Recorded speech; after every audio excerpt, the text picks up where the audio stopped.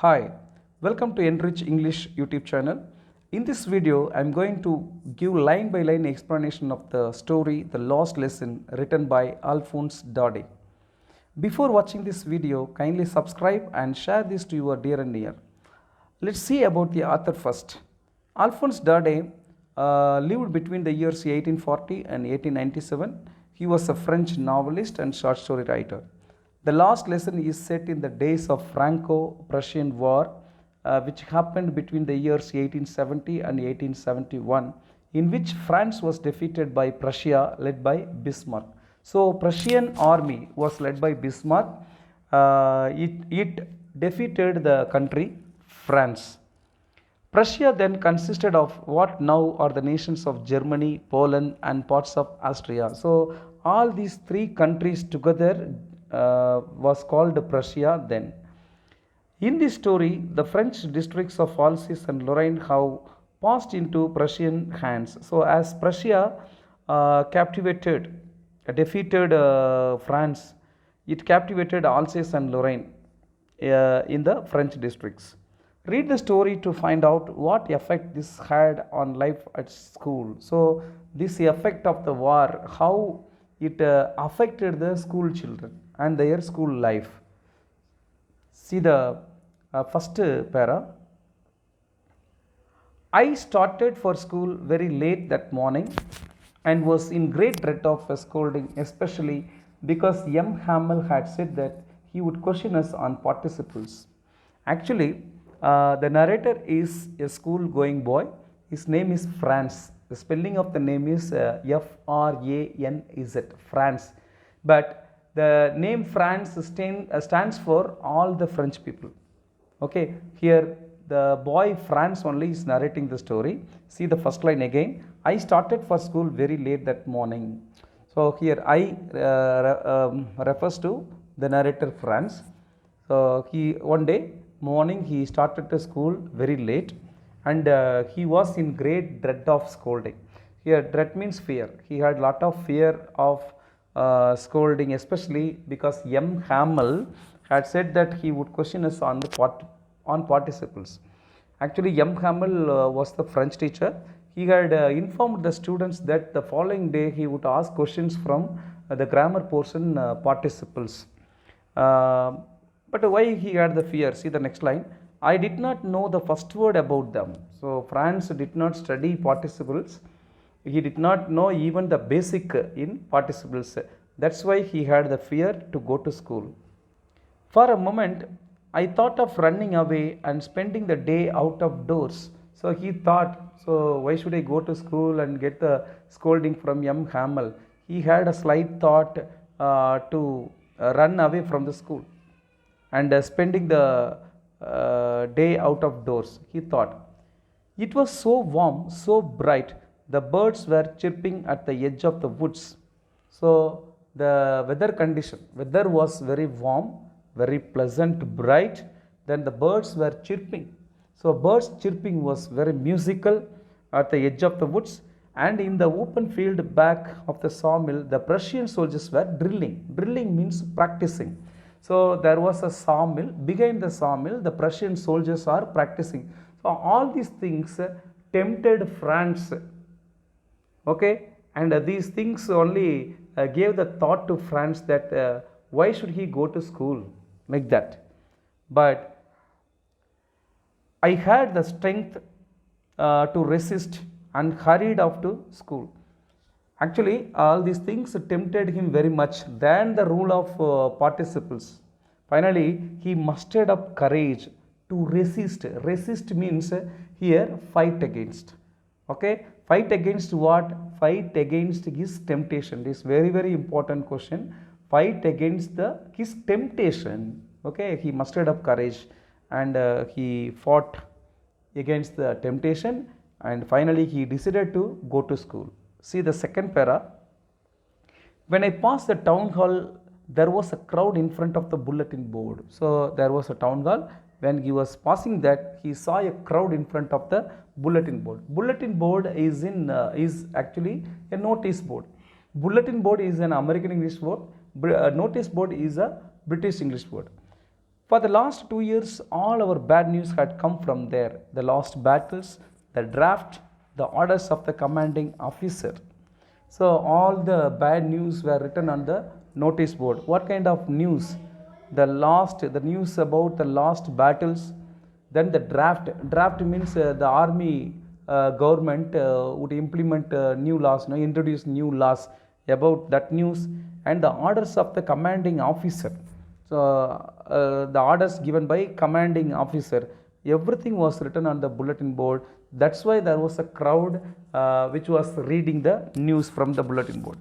I thought to myself without stopping, what can be the matter now? So he thought to himself, what can be the matter now? Why there is a crowd in front of the bulletin board? Like that he thought, and he was moving. See the next line. Then, as I hurried by as fast as I could go, the blacksmith watched her, who was there with his apprentice reading the bulletin, called after me. So, in the crowd, there was a blacksmith. Who is a blacksmith? A blacksmith is a person who makes tools or weapons with iron. Okay, he was standing there with his apprentice. Who is an apprentice? An apprentice is a person who is employed in a job to learn particular skills which are required in that particular job without getting salary or with getting a meager salary. He is called apprentice. So the watcher, his name is blacksmith. The watcher blacksmith was with his apprentice reading the bulletin board, called Franz and told him that don't go so fast, bub. You will get to your school in plenty of time. He told, here bub means fellow. Okay, so he told, don't go so fast, you have plenty of time, to go to school. Like that he told. See, if you are going to school late, someone says like that, don't go so very fast, you have plenty of time to go to school. Like that means what you will think? The person is teasing you. Like that only you will think. Same manner he thought. See the next line. I thought he was making fun of me. So watched her, blacksmith watched her, is making fun of me. Like that he thought, and reached M. Hamel's little garden all out of breath. So then he walked very fast, sometimes ran, sometimes walked very fast to reach M. Hamel's little garden. Here M. Hamel's little garden refers to the school only. Okay. See the next para. Usually when school began, there was a great bustle which could be heard out in the street, the opening and closing of desks, lessons repeated in unison, very loud, with our hands over our ears to understand better, and the teacher's great ruler rapping on the table.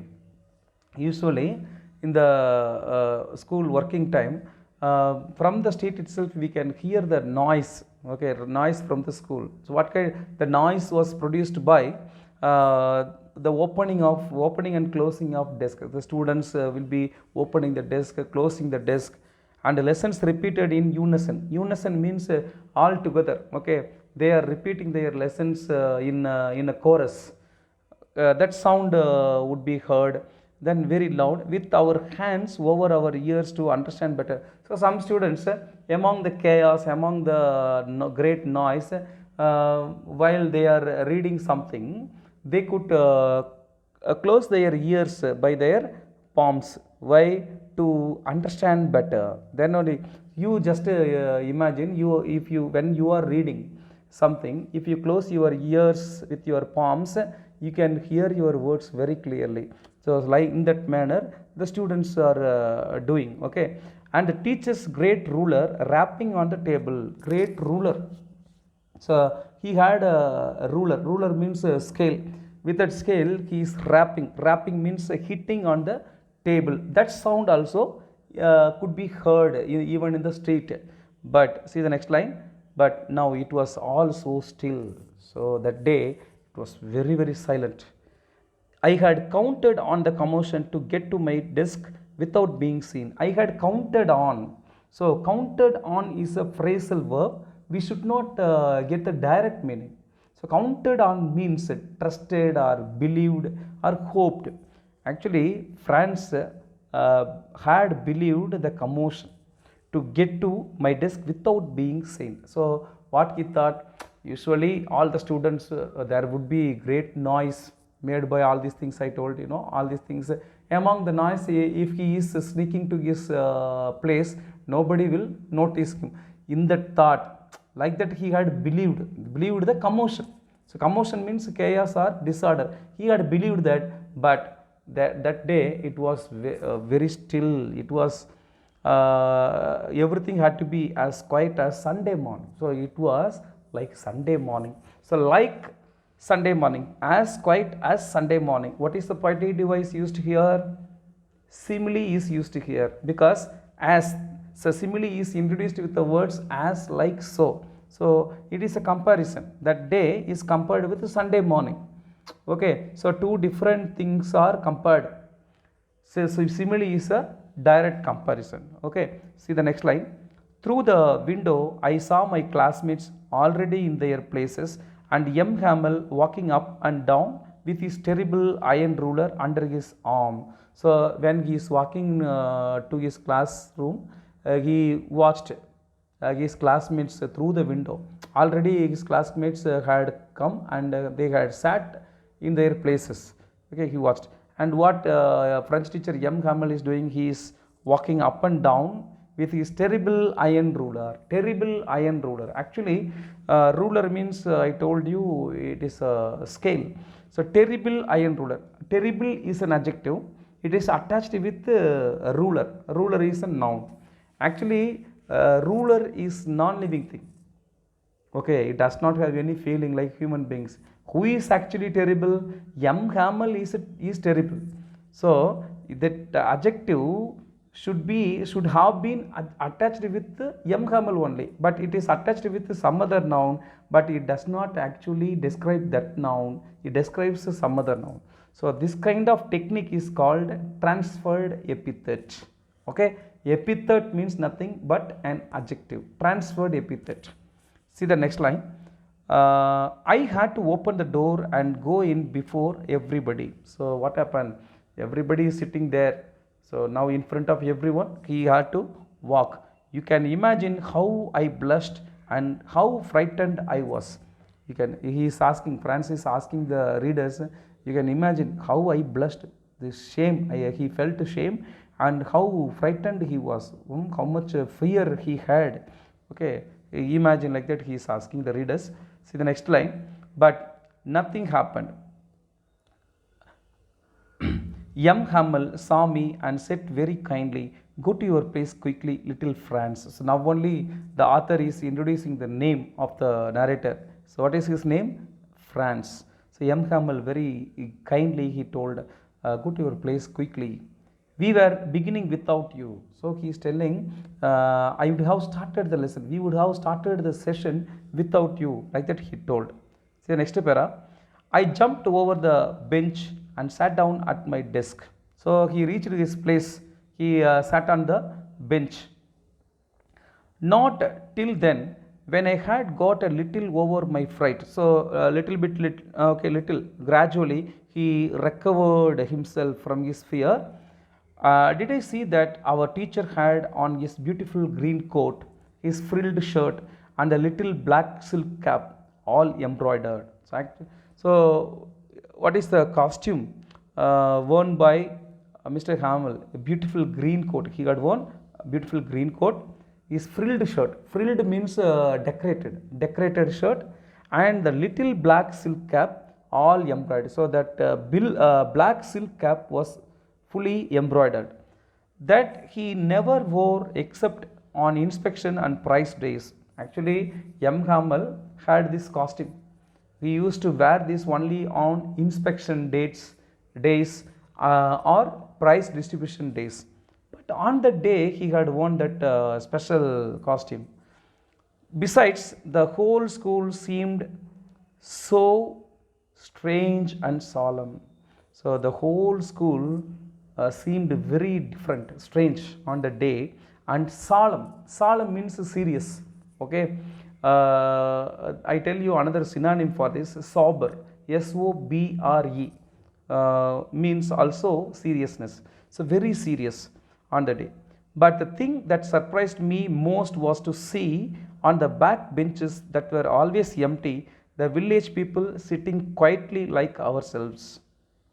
what happened? The most strange things. Okay, what was the most strange thing which surprised France?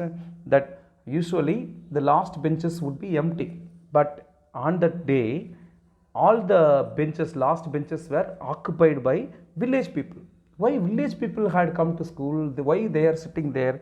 So who are the village people? See, among the village people, some people are mentioned here. Who are sitting there? Old Hazer.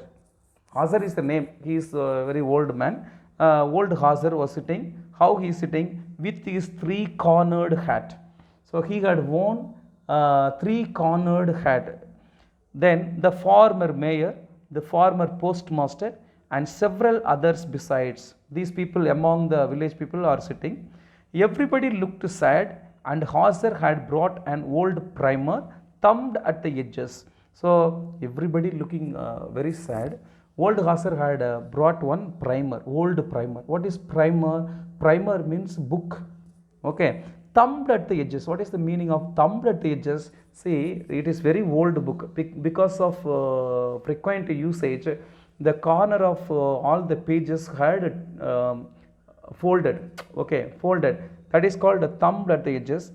And he held it open on his knees with his great spectacles lying across the pages.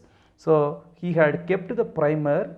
Primer means book. Okay, the book on his knees, and he had worn spectacles. Through the spectacles, he was reading the pages. Next para.